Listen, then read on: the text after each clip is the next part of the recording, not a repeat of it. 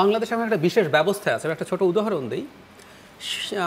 আমাদের সংবিধানে নির্বাচন কমিশনের এখতিয়ার হচ্ছে রাষ্ট্রপতি নির্বাচন এবং সংসদ সদস্য নির্বাচন। এর বাইরে কোনো কিছু সরাসরি তাদের দায়িত্ব না।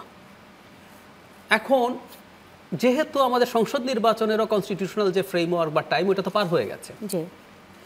অন্যান্য ক্ষেত্রে বলা আছে এছাড়াও সরকার যদি কোনো নির্বাচন তাকে করে দিতে বলে তারা সেটা করে দেবেন। তাহলে যে আমাদের এতদিন স্থানীয় সরকার নির্বাচনগুলো সিটি কর্পোরেশন, উপজেলা পরিষদ বা ইউনিয়ন পরিষদ নির্বাচন কমিশন করছে, তার কারণ সরকার তাকে এটা করতে বলছে। টেকনিক্যালি সরকার এটা কিন্তু ওনাকে দায়িত্ব নাও দিতে পারে। সরকার যদি মনে করে আমি নিজে এই কাজটা করব, আমেরিকায় তো সরকারি নির্বাচন করে, ওদের কিন্তু আমাদের মতো এরকম নির্বাচন কমিশনের একটা আলাদা বডি, এত সব জোগাড় যন্ত্র নাই। তো এখন সরকার যদি সিদ্ধান্ত পাঠায় তাহলে কিন্তু নির্বাচন কমিশনকে সেটা মানতে হবে।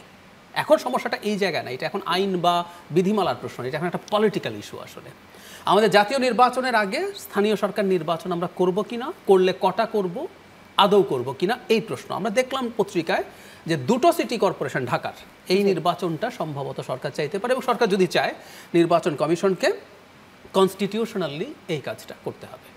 এটা নিয়ে তাদের আমরা এখন করব না, আমাদের সিদ্ধান্ত এটা চাইতে পারে। আপনি সেটা বললেন এনসিপির পক্ষ থেকে ইতিমধ্যেই চাওয়া হয়েছে যে স্থানীয় সরকার নির্বাচন, তার মধ্যে আবার আলাদা করে বলা হচ্ছে যে ঢাকা দক্ষিণ সিটি কর্পোরেশন নির্বাচন দিয়ে শুরু হোক না, এভাবে চাওয়া তো হচ্ছে তাদের পক্ষ থেকে। মানে এনসিপির একটা উদ্ভট দাবি আছে। এই যে আমি মাত্র যে ব্যাখ্যাটা দিলাম, এনসিপিতে তো আমার পরিচিত লয়াররাই আছে, এনসিপিতে আছেন, গুরুত্বপূর্ণ পদে আছেন। তাদের কাছে এইটুকু লয়ের নলেজ থাকা উচিত যে নির্বাচন স্থানীয় সরকার যদি চান, তার জন্য যদি কাউকে ঘেরাও করতে হয় বা চাপ দিতে হয়, সেটা যমুনা, সেটা ডক্টর ইউনূস। নির্বাচন কমিশনের কোনো রকম কোনো সিদ্ধান্ত নেওয়ার এখতিয়ার নেই স্থানীয় নির্বাচন কবে হবে, কোনটা হবে, কতটুকু হবে।